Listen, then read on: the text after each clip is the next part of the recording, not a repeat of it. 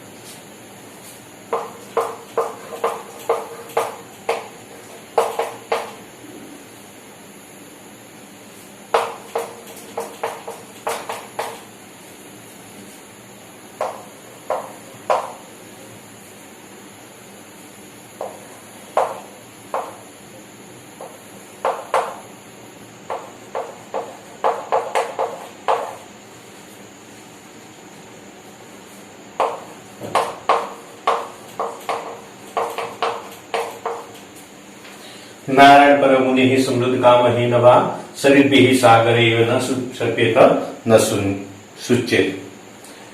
તો એના શબ્દાર્થો જોઈએ. અપરિચિત શબ્દો છે તે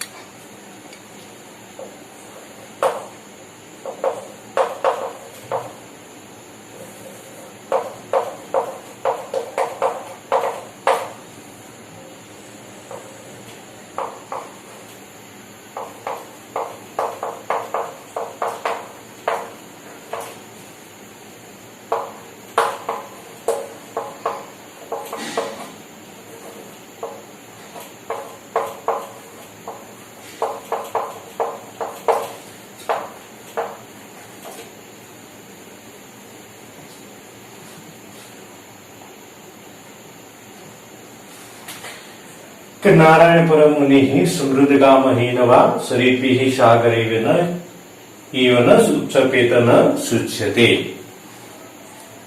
કે જેમ વર્ષા ઋતુમાં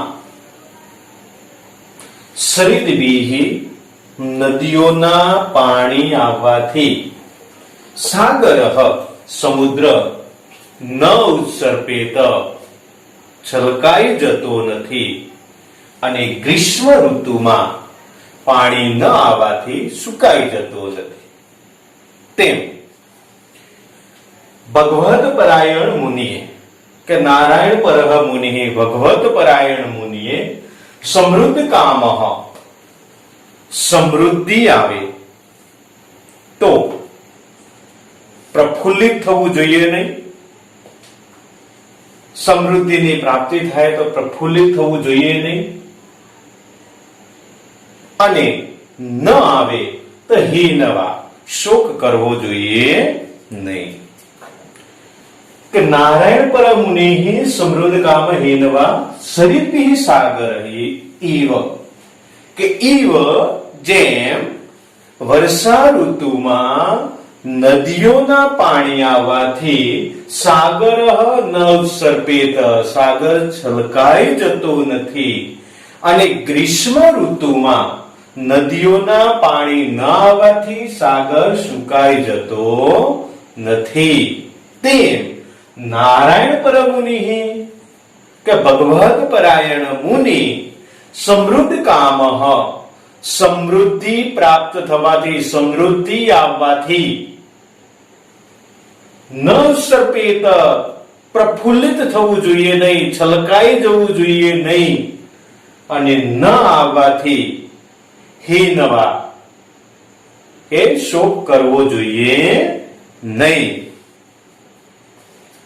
ફરી એક વખત કે ઈવ જેમ શરીરભિ વર્ષા ઋતુમાં નદીઓના પાણી સાગર સમુદ્રમાં આવવાથી ન ઉત્સર્પિત સાગર છલકાઈ જતો નથી અને ગ્રીષ્મ ઋતુમાં નદીઓના પાણી ન આવવાથી સાગર સુકાઈ જતો નથી, તેમ નારાયણ પદ મુનિ કે નારાયણ ભગવત પરાયણ મુનિ સમૃદ્ધ કામ સમૃદ્ધિ આવવાથી સમૃદ્ધિ પ્રાપ્ત થવાથી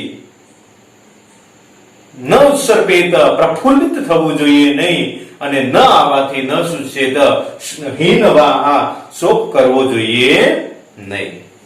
તો હવે આગળ વધીએ છઠ્ઠા નંબરના શ્લોક તરફ. તો છઠ્ઠા નંબરનો શ્લોક છે ભ્રમર ગુરુ. ભ્રમરો ગુરુ છે કણુત્વે મહત્વે શાસ્ત્રેભ્ય કુશલો નરઃ સર્વત સાર મધ્ય પુષ્પેત ઈવ ષટપદ. તો લખીએ પહેલા અને ત્યાર પછી આગળ વધીએ આપણે.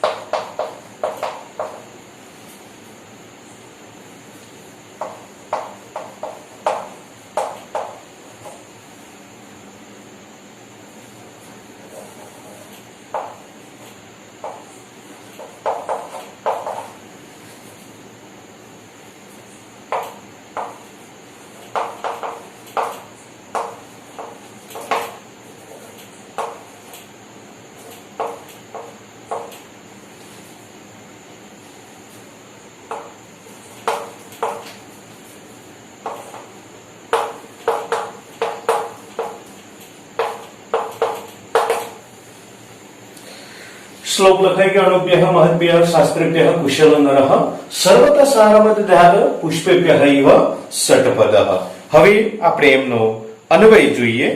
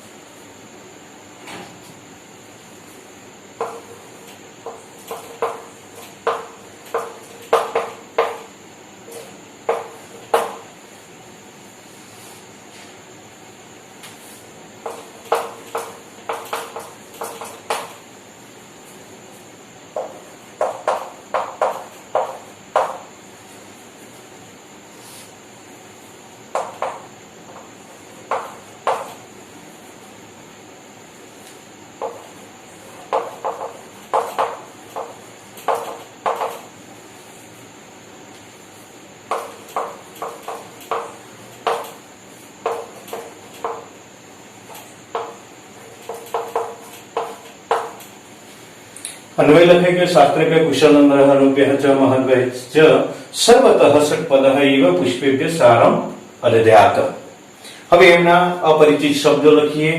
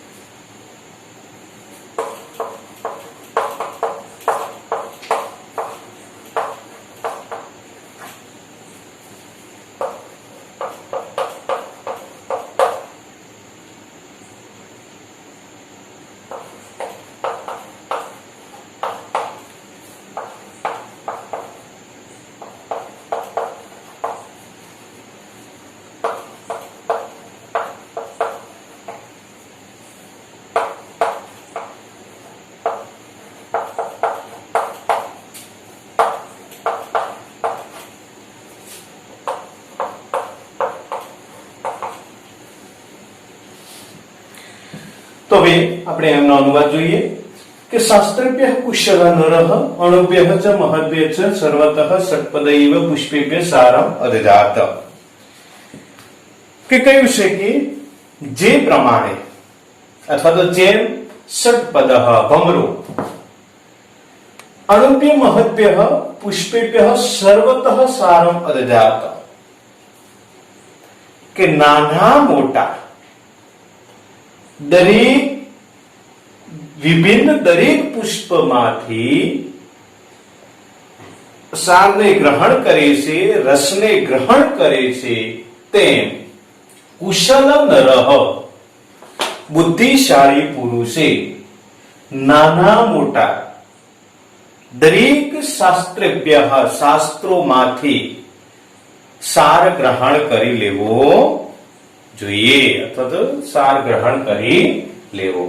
ઇવ જેમ षट्पदः भमरो अणुभ्यः महद्भ्यः नाना मोटा पुष्पेभ्यः सर्वम કે નાના મોટા જુદા જુદા બધા જ પુષ્પેભ્યઃ પુષ્પોમાંથી ફૂલોમાંથી સારમ અદદાત સારને ગ્રહણ કરે છે રસને ગ્રહણ કરે છે તેમ કુશલ નરઃ સમજુ માણસે બુદ્ધિશાળી પુરુષે અણુભ્ય મહદ્ભ્યઃ શાસ્ત્રેભ્યઃ સર્વતઃ સારમ અદદાત કે નાના મોટા દરેક શાસ્ત્રોમાંથી વિભિન્ન પ્રકારનું દરેક જ્ઞાન પ્રાપ્ત કરી લેવું જોઈએ. ફરી એક વખત કે ષટ્પદૈવ જેમ ભમરો કે અણુભ્ય મહદ્ભ્ય સર્વતઃ પુષ્પેભ્ય સારામધાત કે નાના મોટા વિભિન્ન પુષ્પોમાંથી બધું જ સાર ગ્રહણ કરી લે છે પ્રાપ્ત કરી લે છે તેમ સમજુ બુદ્ધિશાળી પુરુષે નાના મોટા દરેક શાસ્ત્રોમાંથી જે સાર છે એ ગ્રહણ કરી લેવો જોઈએ. ત્યાર પછી 7મા નંબરનો શ્લોક છે મીનઃ ગુરુ માછલી ગુરુની વાત છે કે જેહવા અતિ પ્રમાથિન્યા જનો રસ વિમોહિત મૃત્યમ રુચ્છતે અસદ બુદ્ધિ મિનસ્તુ બડીશે યથા.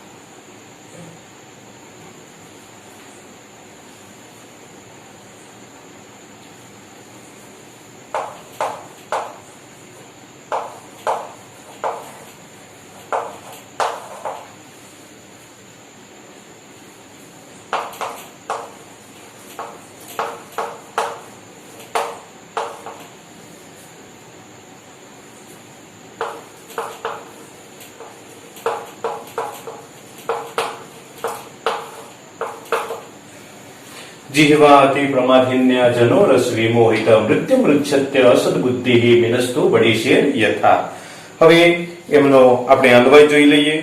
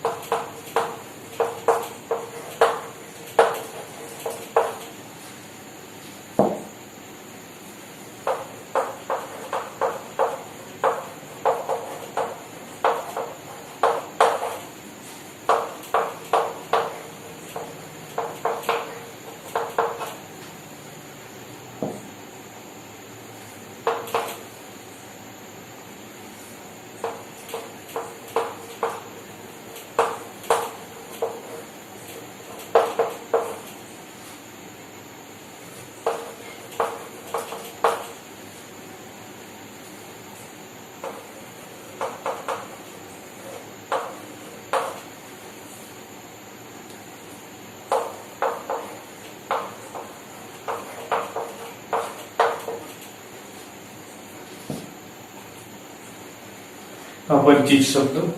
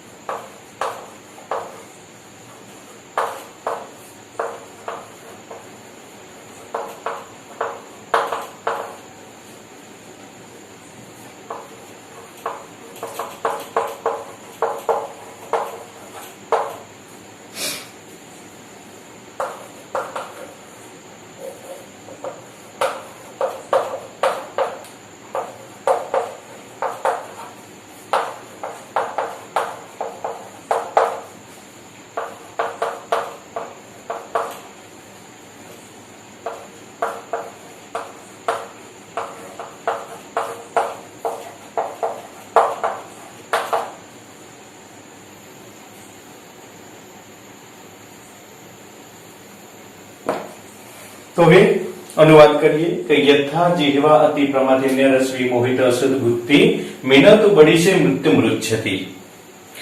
कि यथा जेम रस विमोहित रसथी मोहित थયેલી असद बुद्धि मिनः दुर्बुद्ध माछली बड़ी से ही माछली पकड़वाना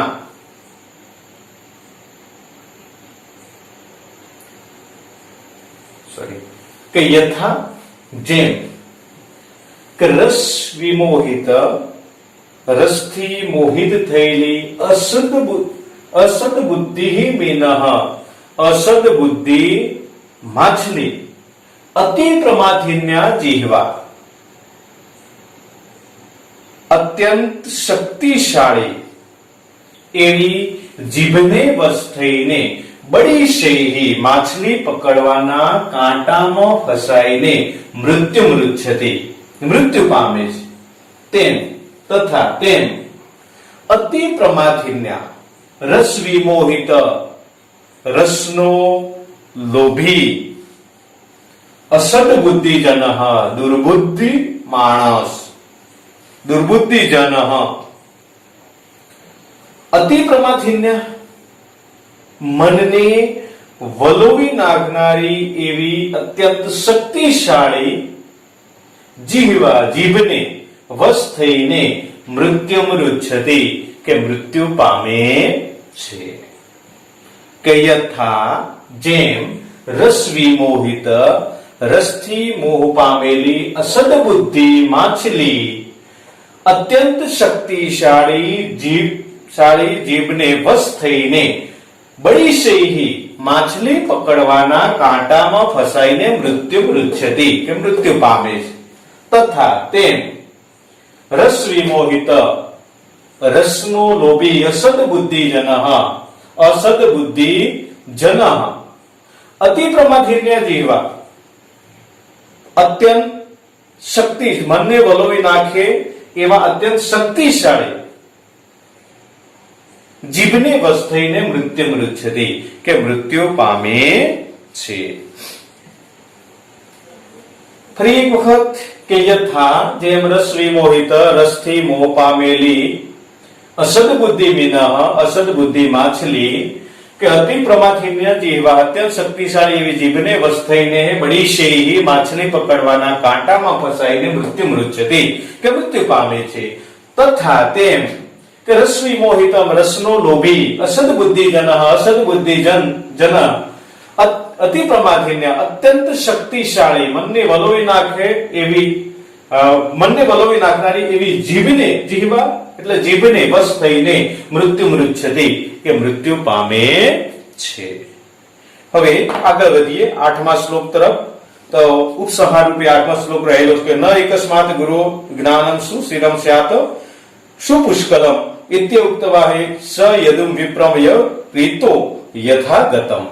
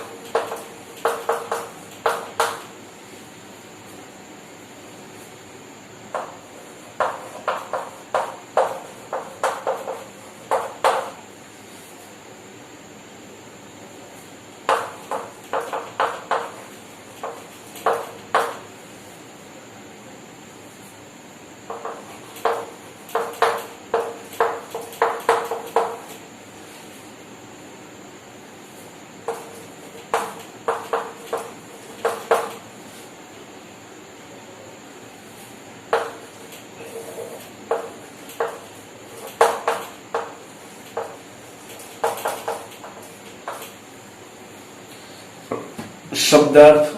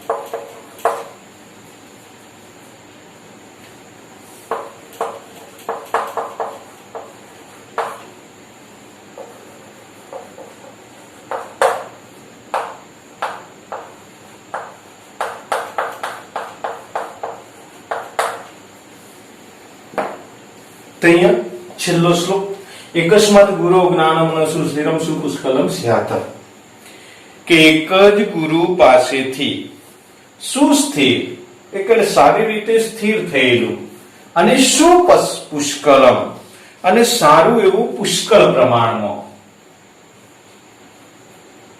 જ્ઞાનમ ન પ્રાપ્યમ કે જ્ઞાન પ્રાપ્ત થતું નથી, ઇતિ ઉક્તવા એમ બોલીને સવિપ્રહ તે વિદ્વાન યથા આગતમ કે જેવી રીતે આવ્યા તથા યદુ ગયો તેવી રીતે યદુ પાસેથી ગયા, કે અકસ્માત ગુરુ એક જ ગુરુ પાસેથી સુસ્થિરમ સુપુષ્કલમ જ્ઞાનમ ન સ્યાત, કે સુસ્થિરમ સારી રીતે સ્થિર થયેલું અને પુષ્કળ પ્રમાણમાં જ્ઞાન પ્રાપ્ત કરી શકાતું નથી, મેળવી શકાતું નથી, ઇતિ ઉક્તવઃ એમ બોલીને સવિપ્રહ તે વિદ્વાન કે યથા યદુ આગતમ જેવી રીતે યદુ પાછે આવ્યો તથા યયો તેવી રીતે ગયો. ફરી એક વખત, એકસ્મત ગુરોહો સુસ્થિરમ સુપુષ્કલમ જ્ઞાનમ ન સ્યાત, એક જ ગુરુ પાસેથી સારી રીતે સ્થિર થયેલું અને પુષ્કળ પ્રમાણમાં જ્ઞાન પ્રાપ્ત કરી શકાતું નથી, મેળવી શકાતું નથી, ઇતિ ઉક્તવા એમ બોલીને સવિપ્રહ તે વિદ્વાન કે યથા યદુ આગતમ જેવી રીતે યદુ રાજા પાસે આવ્યો તથા યયો તેવી રીતે ગયો. તો અહીંયા પ્રકરણ 3 બીજું લેક્ચર પૂર્ણ થાય છે. ધન્યવાદ.